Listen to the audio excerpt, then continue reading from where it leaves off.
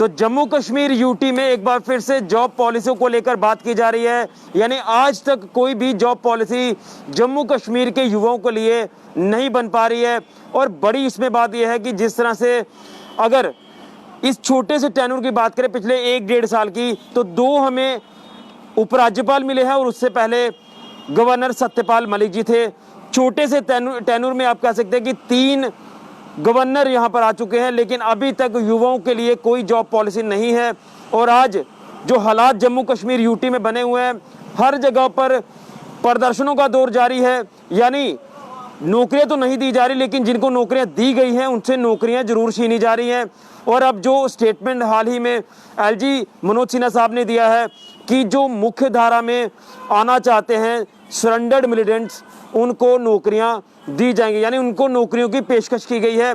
लेकिन जो 20-20, 25-25 साल से काम कर रहे हैं, बिना तनख्वाहों के काम कर रहे हैं, क्या उनके लिए कोई स्टेटमेंट आपकी तरफ से जारी नहीं होगा? ये कुछ सवालिया निशान आज जम्मू कश्मीर यूटी एडमिनिस्ट्रेशन पर लगते आ रहे हैं। तो किसी भी वर्ग की अगर बात कर ले तो हर जगह प्रदर्शन देखे जा रहे हैं, चाहे वो मनरेगा एम्प्लॉयज़ की बात कर ले, सेल्फ हेल्प ग्रुप को ख़त्म कर दिया गया इसको लेकर बात कर ले, या और भी जिस तरह से आपने ऑल डेली वेजेस का आपने लगातार देखा कि क्या कुछ हालात बने हुए हैं। आज इसी सब पर चर्चा करने के लिए एक बार फिर से मेरे साथ सांबा से सोशल एक्टिविस्ट संदीप सिंह जी हैं। मैं इनसे जानने का प्रयास करता हूँ कि आखिर क्या ये लग रहा है कि जिस तरह से अब जो बंदूक उठाएगा क्या उसी को नौकरी दी जाएगी? ये सारे आज चर्चाओं का विषय बनी हुई है। ये चीज़ें मैं इनसे जानने का प्रयास करता हूँ। तो संदीप जी, लगातार हम कई बार जॉब पॉलिसी को लेकर बात कर चुके हैं, लेकिन कोई जॉब पॉलिसी हमें नज़र नहीं आती। युवा आए दिन सड़कों पर नज़र आते हैं और कहीं ना कहीं जिनको नौकरियां दी गई हैं उनसे नौकरियां भी छीनी जा रही हैं। और जो हाल ही में अभी स्टेटमेंट आई है, ये कहीं ना कहीं निंदा करने योग्य स्टेटमेंट है। सबसे पहले मैं शुरुआत में आपसे जानना चाहूँगा।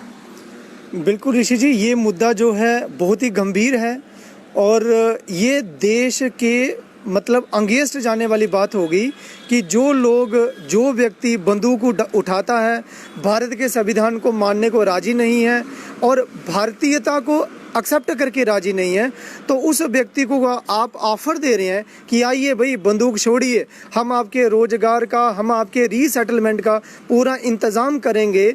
आप ये करना क्या चाहते हैं?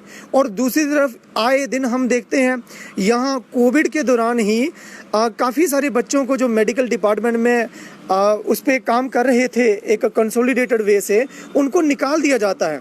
जबकि प्रधानमंत्री मोदी जी का ये कहना था जो नौकरी जैसी कर रहे हैं उसे एक्सटेंड कर दिया जाए, ना निकाला जाए, क्योंकि अभी बहुत ज़रूरी है, ये समय विपता भरा है। लेकिन इस विपता भरे समय का इन्होंने ऐसा अवसर, इस मौके का इतना फ़ायदा उठाया कि जो हमारे यहाँ के देश प्रिय जो राष्ट्रवादी लोग हैं, जो मेन स्ट्रीम मुख्य धारा में चलने वाले नौजवान हैं, युवा हैं, जो भारत को मानते हैं, जो संविधान को मानते हैं, जो अपने एक जिम्मेदार नागरिक होने का हर समय सबूत देते हैं, इतनी विषमताएं होने के बावजूद भी आप उनके लिए एक बार भी एक शब्द नहीं कहते, आप उनके लिए एक बार भी कोई स्टेटमेंट नहीं देते।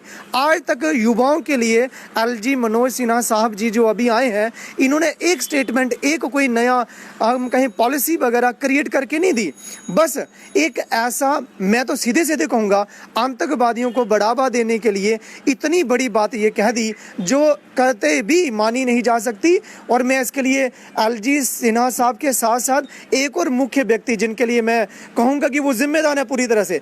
आज जितनी भी कमी हमारे जम्मू एंड कश्मीर के प्रशासन में हो रही है, आज लोग अपनी मूलभूत सुविधाओं से वंचित हैं, तो अगर किसी का कसूर है तो वो दूसरे नंबर पर कसूर है हमारे जो सुब्रमण्यम स्वामी यहाँ पे चीफ सेक्रेटरी बैठे हुए हैं। आज ब्यूरोक्रेसी है, ब्यूरोक्रेसी को वो हेड करते हैं, लेकिन इतनी करप्शन है, इतनी ज़्यादा मैं कहूँगा लोगों के साथ ऐसे ऐसे कार्य हो रहे हैं, नंगा नाच हो रहा है, लोगों की मौत के साथ खिलवाड़ हो रहा है, लोगों के अधिकारों के साथ खिलवाड़ हो रहा है। लेकिन वो व्यक्ति एक महज एक स्टेटमेंट दी, उन्होंने जब एलजी साहब ने ओथ लेनी थी उनको खुश किया। इतनी चाटुकारिता जीवन भर में हमने आज तक देखी नहीं।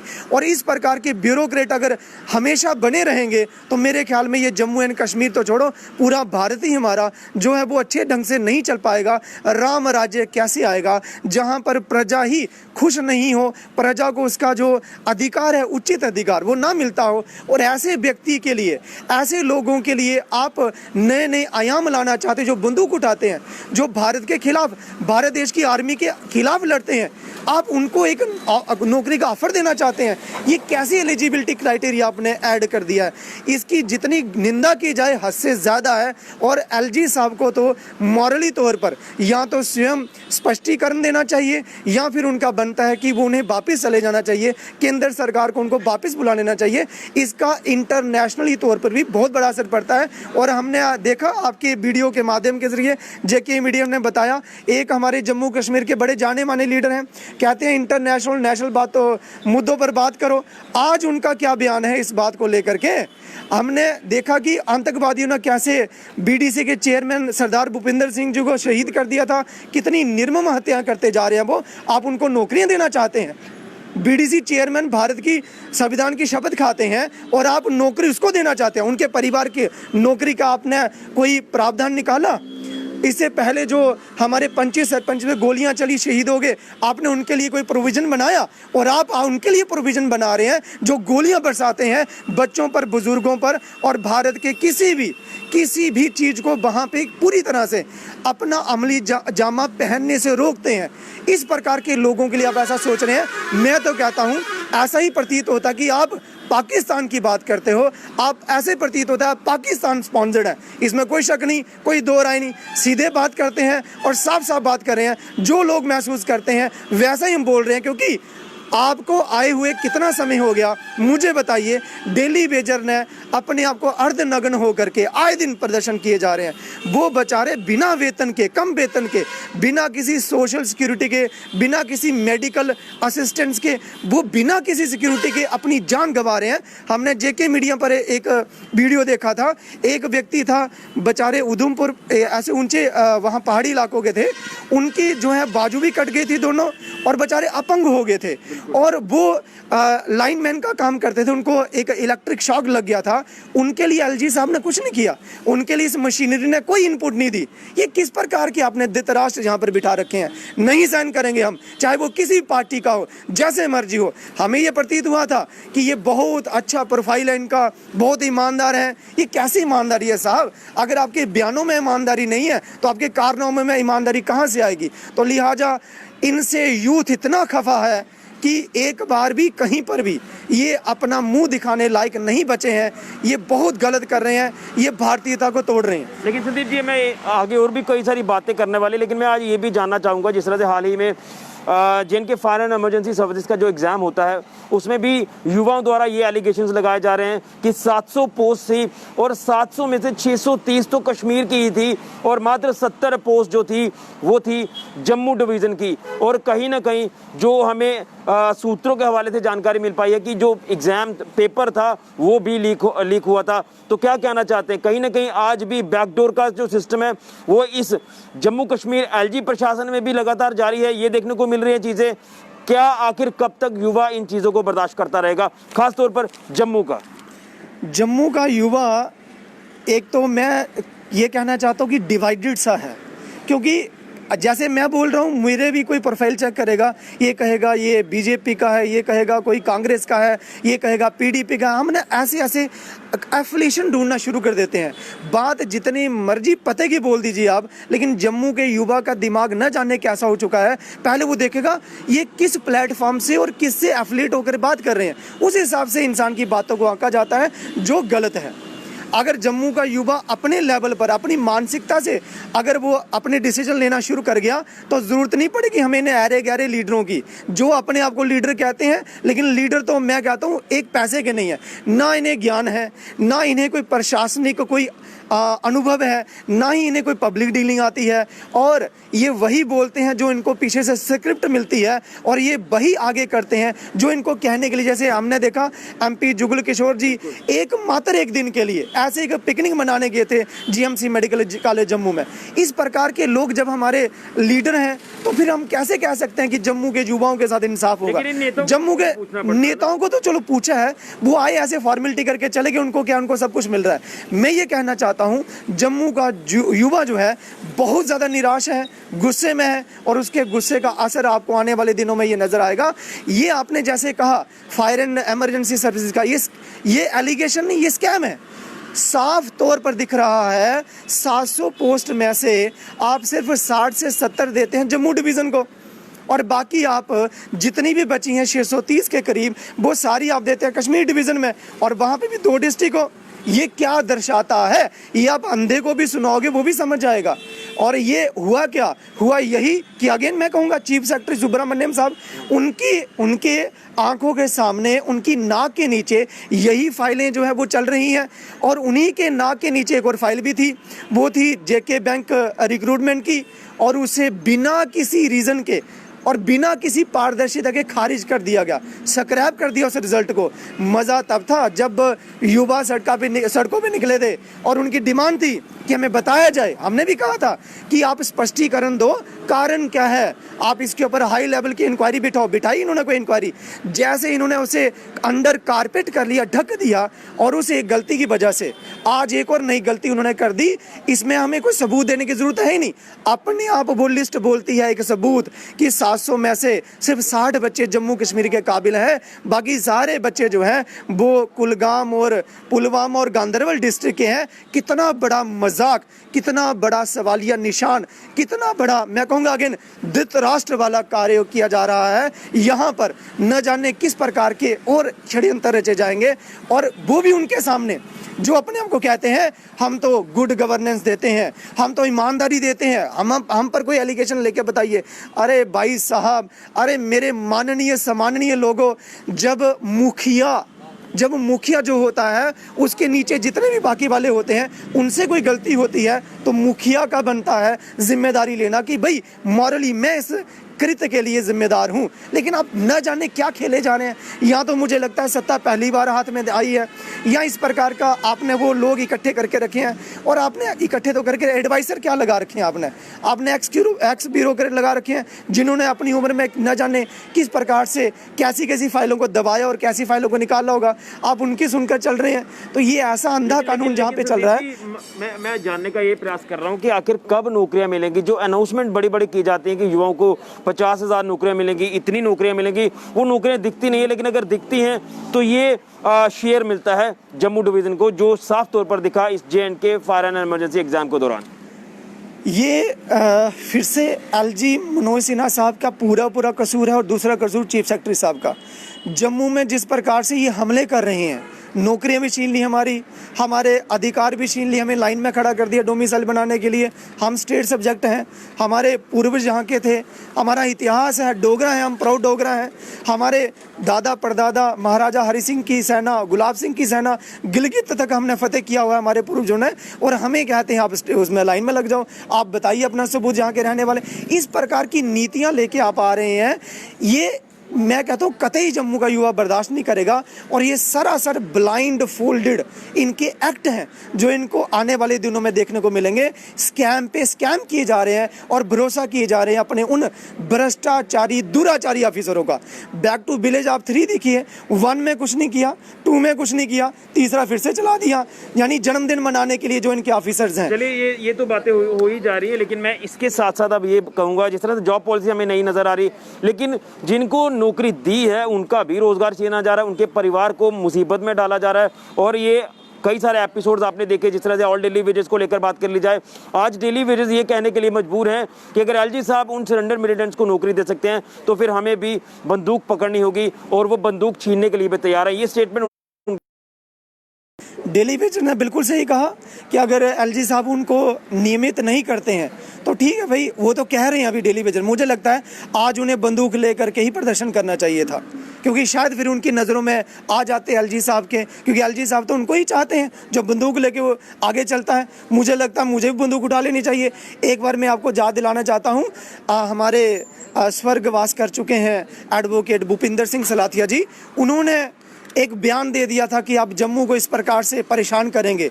जब CBI की इंक्वायरी के लिए यहाँ रसाना केस में बात चल रही थी, तो तब उस दौरान इन्होंने इतना बड़ा हो अल्लाह मचा लिया था। भूपिंदर सिंह जी को, स्वर्गीय भूपिंदर सिंह को इतना ज़्यादा नीचा गिरा दिया, मीडिया आ गया सामने। आज मीडिया कहाँ है? आज एलजी साहब की स्टेटमेंट को लेकर के आज क्यों नहीं बड़ी बड़ी डिबेट होती? आज उनको कटघरे में क्यों नहीं खड़ा किया जाता? जो पैरवाई करते हैं आतंकवादियों की, जो नाम लेते हैं उन लोगों का जो भारत के खिलाफ लड़ेगा, मैं कहता हूँ इसकी कितनी निंदा करें हम, और निंदा भी उनकी करें मतलब जिनको कोई शर्म ही नहीं है। ये कहना बाकी बचा है हमारे पास, किसको सुनाए? कौन सुनेगा? कोई नहीं सुन रहा, अपनी मनमर्जी कर रहे हैं।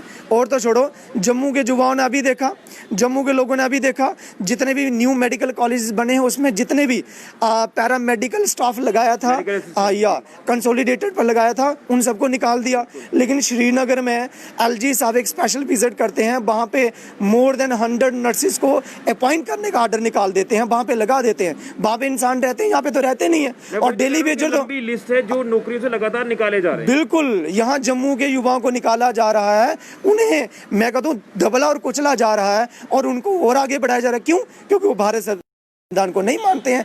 इस प्रकार की नीतियां जो हैं वो साफ ये दर्शाती हैं कि सत्ता का नशा ऐसे लोगों के सर चढ़कर बोल रहा है, उन्हें कुछ भी नहीं दिख रहा है। अल्टीमेटली वो युवाओं को ये नहीं चाहते कि वो संगठित हों, युवाओं को नहीं चाहते पढ़े लिखें और वो संविधान के मुताबिक अपना कार्य करें। वो चाहते हैं यहाँ पे एनार्की हो जाए। जो इस प्रकार के बयान इतने जिम्मेदार पद पर बैठे हुए हैं वो बयान दे दे। और इसके पीछे एक और भी कारण है, ऐसे व्यक्ति को आपने ला दिया, सॉरी टू से बिठा दिया, हम पर थोप दिया, जिसे शायद जम्मू कश्मीर का कुछ पता ही नहीं है।